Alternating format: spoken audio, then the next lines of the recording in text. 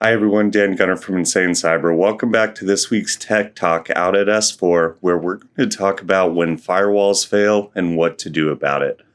This is hopping into it, this was another thing that came out of the Volt Typhoon report that came out earlier in February.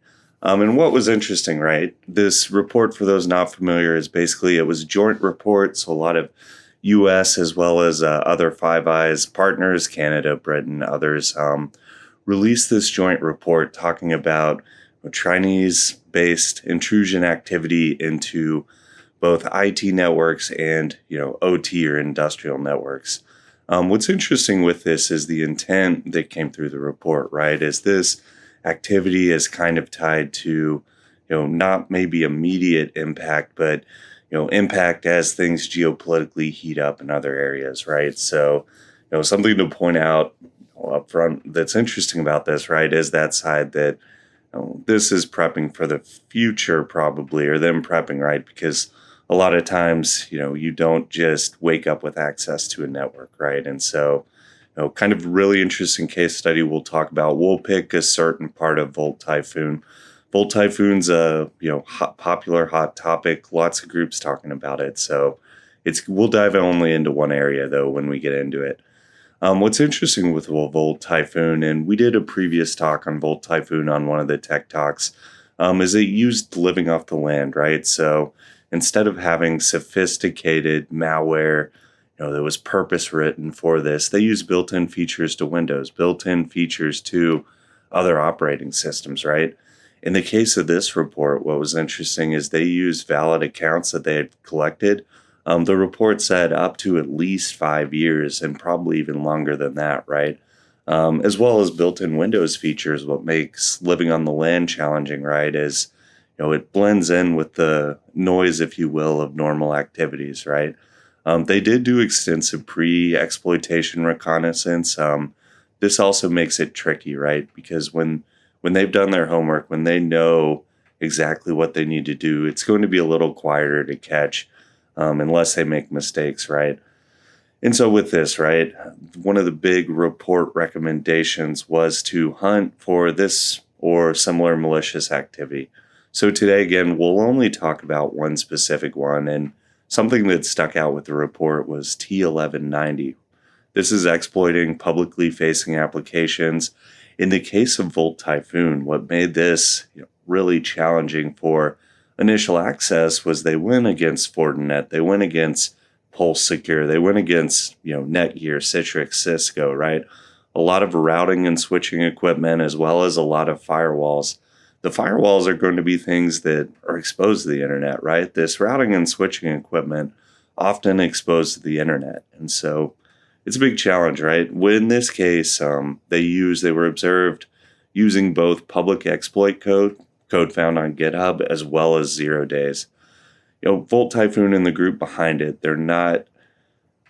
this technique isn't unique to them. So other groups that use this, APT29, Backdoor Diplomacy, Dragonfly Menu Pass, pretty popular. Also with the Pulse Secure, not to pick on them, there's been reports since at least 2020 talking through that, and we'll, I think, talk Volt or Pulse Secure a little later too as we walk through this. But T1190 to devices that should be publicly facing to firewalls, it's a hard challenge because you don't really say, well, just don't put your firewall on the internet, right? A lot of firewalls are actually designed to put out there.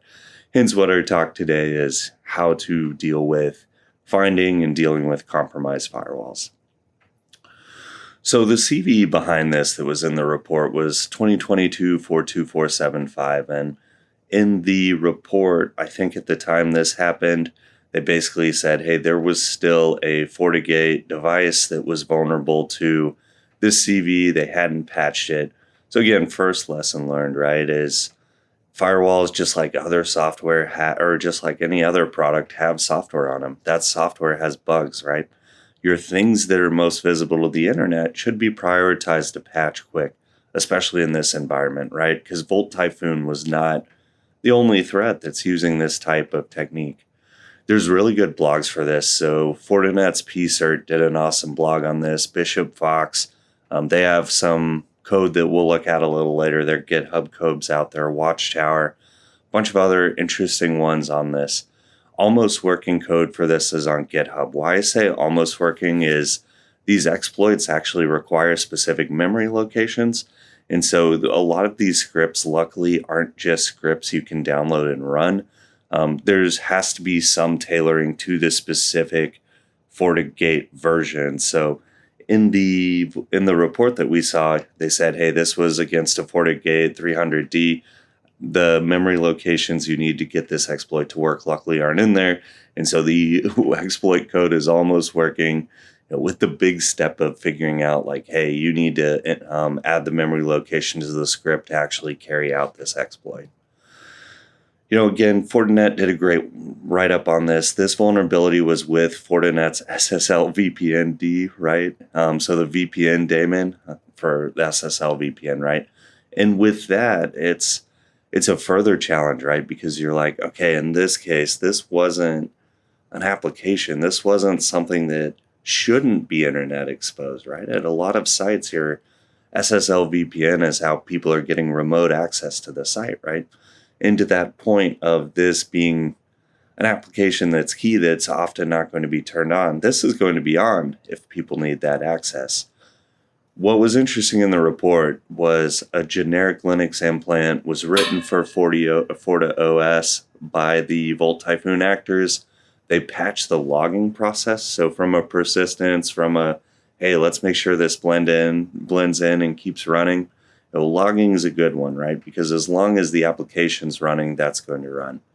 For this CVE, it's believed that it worked on 27 different FortiGate model and version pairs. So we talked about the 300D in the last slide. With a vulnerability like this, and especially in the SSL VPN daemon, this is a daemon in the generic or in FortiOS that's going to be used across different versions. The nice thing on this from the exploit side for the defender side, again, those memory locations are actually different device to device. So there actually is luckily some complexity to carrying this out. Log files are manipulated to cover things up. But the good news, again, when we start to get into the detection side of this, is that the C2 that was used, there was a way to make basically a J3 fingerprint for the SSL TLS certificate. So again, somewhat of a complex exploit to a publicly facing surface, but there was still opportunity for that detection side. This isn't just to pick on Fortinet, right? We were talking about Pulse Secure earlier too. There's multiple advisories, go back years. There's an advisory from August 2021, right? Also, I believe these were, groups that were acting in Chinese interests, groups acting in other interests going through that. This is everything from arbitrary authenticated. So in that top CV, you actually have to be authenticated, but you can run remote code down to command injection, down to others. And so to the point, whatever your publicly facing firewall is, it's not just Fortinet, it's not just Ivanti or Pulse Secure, right? All firewalls have code, all firewalls have vulnerability. And so it's important, right, as you're designing your program to kind of be aware of that. So how do we find these? How do we deal with the detection of these? One, look outward, right? When you're doing your tapping strategy, right, you have to think also of the firewall as an endpoint. And again, as the endpoint that's probably the most publicly facing if you're really aware of your environment, right? So there is kind of value in tapping points on the outside and inside, right? Because then you can see, okay, what is going just to my firewall alone? There's going to be a lot of noise, right? Because this is a publicly facing internet device. There's a lot of noise that comes in from scanning tools and just people just poking around. But what you can see with that, you can begin to write analytics, and you'll want to script this to say, okay, what's happening publicly? What's happening internally? And let me start to get analytics that say, hey, this firewall's acting weird. In the case of the Volt Typhoon stuff, right, there was C2 that was actually going from the firewall out, right? And so looking at HTTP, looking at the SSL logs, this is stuff you can do in Zeek, this is stuff you can do out of PCAP, but it'll give you a chance to look outward and kind of look for odd behaviors or behaviors that might be tied to a compromised firewall. Setting filters and doing a red shot. What I mean by red shot again is that behavior inside, behavior outside, trying to do network analytics and firewall behavior type analytics. This might help you actually find compromised firewalls, right? Third, look for those services that are, look at services closely, particularly the remote VPN and other exposed ones. Don't assume they're compromised. In this case, right, the Typhoon actors went towards the logging. And so your firewall logs may not be entirely great if it's the same case to where they're actually filtering out things of the logs. And that's where, doing something on the network, doing something in other data, doing deeper analysis to the operating system and applications on the firewall might help you find this. If you're on a Palo Alto firewall, if you're on some of the other ones, you actually can take PCAPs and say, hey, pull a PCAP off of this interface, right? So even if you're not installing a tap, even if you're not doing that monitoring bit, you can still do sampling of what the outside of your firewall looks like compared to the inside. When we look inward, right, you want to architect your network to really protect that first hop, right? You don't know, because again, you don't know if that remote employee's endpoint that's connecting in might also be popped, right? And the attacker might be writing kind of that trusted connection into the network, right?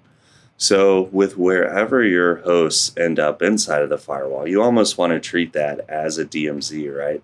You want to watch those trust relationships, and you want to kind of set up more sophisticated, whether it be application awareness, whether it be some of the SaaS and other awareness, but really watching that trust relationship on the first hop and kind of assuming you're breached or that there's going to be issues in there.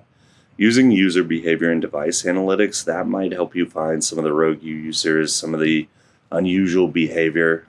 You might find some of the firewall behaviors too, right? So if someone pops the firewall and then they start scanning in the network, you might actually see scanning from the firewall in. You might see some of the other OS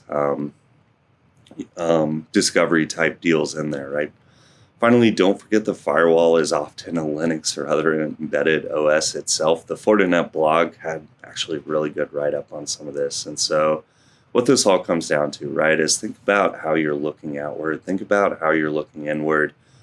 Trust but verify. Don't trust, whatever you want your catchy phrase to be there. But just know that, again, firewalls are normal systems with code just like every other tool, and it's important to look closely at what they're doing. So thanks for tuning in today. Typhoon's a hot topic today. We kind of wanted to take a bit that maybe is talked about a little less, which was what do you do about firewall security and these applications that are getting popped that have a lot of business case for being publicly facing and aren't just ones you can say, oh, well, no VPN for you, right? Everyone comes on site. That's not a very realistic scenario, and you probably wouldn't win with suggesting that into the business in most cases. Maybe in some you will. But thanks for tuning in. We hope to see you back next week.